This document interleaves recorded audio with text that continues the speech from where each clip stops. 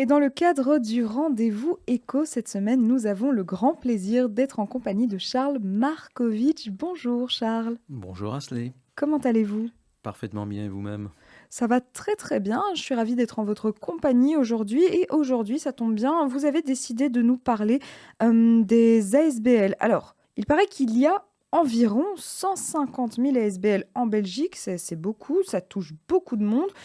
En guise d'introduction finalement, Charles Markovitch, quels sont les derniers changements qu'on peut observer, pour les ASBL, en ce moment? Alors Asley, effectivement, on parle selon les estimations de 100 à 150 000 ASBL pour peut-être 300 000 entreprises, sociétés, pardon. Ça veut dire que le monde de l'ASBL, c'est beaucoup de personnes parce que pour chaque ASBL, il y a un conseil d'administration dans lequel il y a 3, 4, 5, parfois 10 personnes et donc nombre de nos concitoyens et de nos auditeurs sont probablement touchés par les changements concernant les ASBL, notamment le fait que les ASBL sont considérés depuis 2018 comme des entreprises. On pourra faire la distinction entre une société et une ASBL, donc le Code de droit économique depuis 2018. Et puis, il y a depuis 2020 le Code des sociétés et des associations qui change un certain nombre de règles pour les associations, les ASBL, sans but lucratif. Et donc, ces ASBL doivent faire une refonte de leur statut d'ici fin 2023, le 1er janvier 2024. Donc c'est important, même si on a encore le temps, c'est important d'y penser parce que parfois les processus sont très très longs. Et donc, à quoi on peut s'attendre en termes de refonte, de leur statut, d'ASBL? Alors, la première chose, je pense qu'il faut savoir, dont il faut prendre conscience, c'est la distinction entre une ASBL et une société. Parce qu'auparavant, on parlait de la loi de 1921, elle a été abrogée. Maintenant, comme je vous ai dit, les ASBL sont des entreprises. Et donc, il convient de savoir ce que c'est une association et ce que c'est une société. La différence, elle est au niveau du but de lucre et surtout de l'objectif qui est d'intéresser, de procurer un avantage financier aux actionnaires ou aux administrateurs. Une ASBL peut parfaitement gagner de l'argent. Ça n'est pas interdit. Donc nos auditeurs qui pensent qu'une société ne peut pas du tout gagner de l'argent, ils font erreur. Une ASBL, pardon, peut parfaitement gagner de l'argent dans une buvette ou dans une autre activité. Par contre, le bénéfice de son activité doit être réinvesti dans le but de l'association. Par exemple, si vous avez un club sportif qui a une buvette, la buvette peut gagner de l'argent, mais le bénéfice de cette buvette doit être réinvesti, par exemple, pour acheter du matériel sportif. Tandis que si la même buvette est exploitée sous forme de société, on ne doit pas le réinvestir, on peut le donner comme dividende, on peut l'attribuer aux administrateurs et aux actionnaires.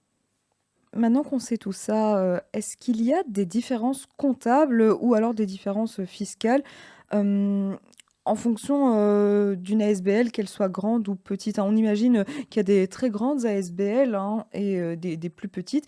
Quelles sont les différences finalement, les différences comptables, ou fiscales? Alors, d'abord, une société va être sujette à l'impôt des sociétés, tandis qu'une ASBL va être en règle générale sujette à l'impôt des personnes morales. C'est-à-dire qu'elle va avoir une taxe, par exemple, sur son immobilier ou sur ses actifs.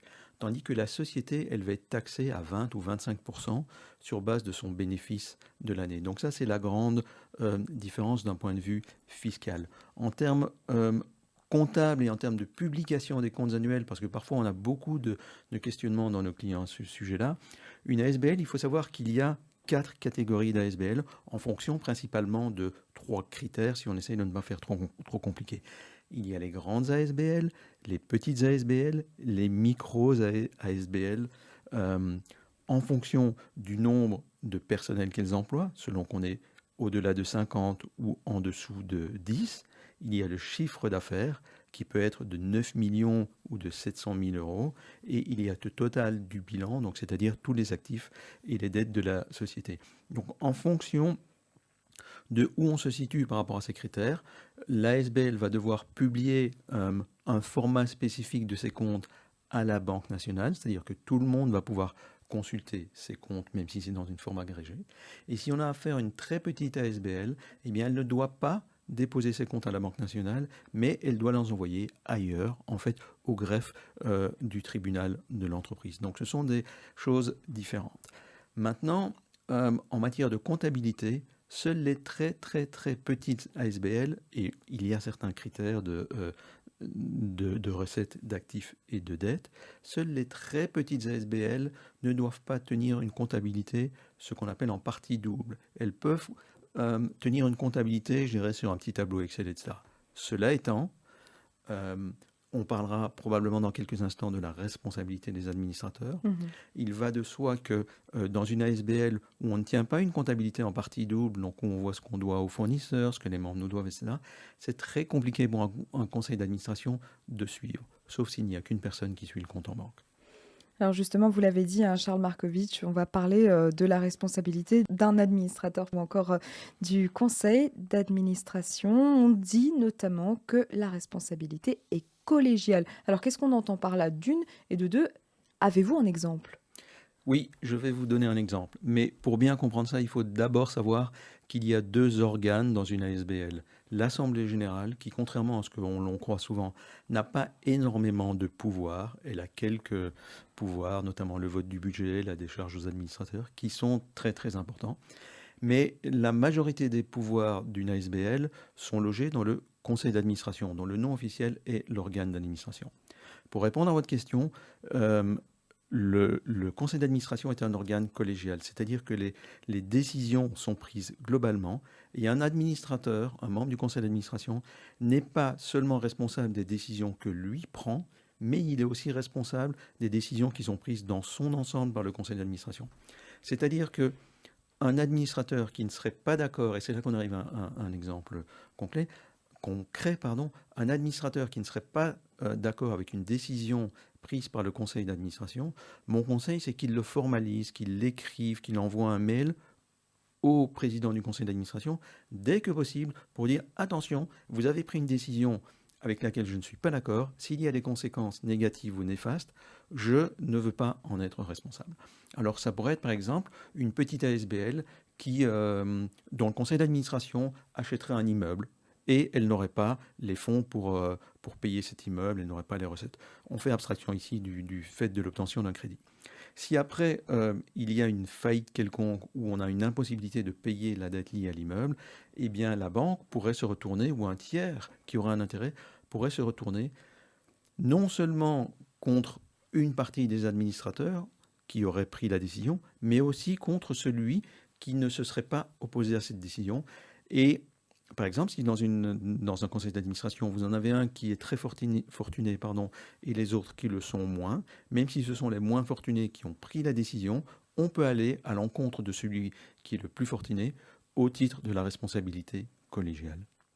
Précédemment dans cet entretien, vous avez également mentionné, Charles, les conflits d'intérêts en ASBL. Alors, que peut-on dire de cela à nos auditeurs? Alors, d'abord, c'est quoi un conflit d'intérêts? Oui. Un conflit d'intérêts, c'est quand la SBL prend une décision dans laquelle un de ses administrateurs a aussi un intérêt et que l'intérêt de la SBL est opposé à celui de l'administrateur. Jusqu'au CSA, donc le Code des sociétés et des associations qui est en vigueur en gros depuis 2020, il n'y avait pas de procédure pour les ASBL. Maintenant, il y a une procédure. Et donc, la procédure, c'est qu'un administrateur qui est en conflit avec l'ASBL pour une décision, ça pourrait être par exemple la vente d'un immeuble, ça pourrait être la vente d'un véhicule, ça pourrait être un contrat de prestation de service. Eh bien, cet administrateur doit en informer l'organe d'administration, le conseil, du fait que l'ASBL pourrait signer un contrat dans lequel lui a un intérêt opposé. Le conseil d'administration va en débattre. Et puis, ce qui est très important, c'est que le conseil d'administration formalise sa décision dans son procès verbal et idéalement qu'il motive sa décision, qu'il dise pourquoi il la prend ou pourquoi il ne la prend pas.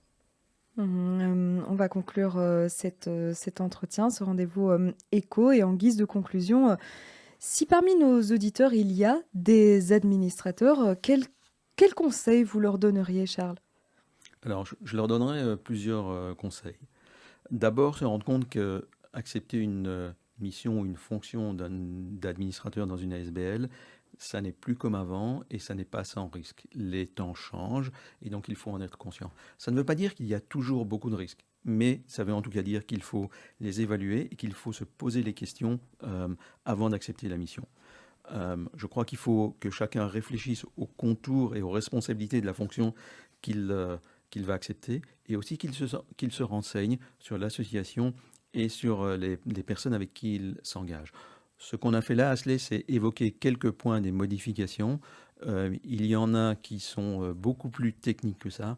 Et donc, le dernier conseil, c'est de s'en renseigner et suivre éventuellement des formations sur le thème pour bien préparer l'avenir de son ASBL. Vous voilà donc désormais avisé. Merci beaucoup, Charles Markovitch, pour ces précieux éclairages. On est toujours très content de s'entretenir avec vous. On vous souhaite une excellente semaine et on vous dit à très bientôt. Bonne journée.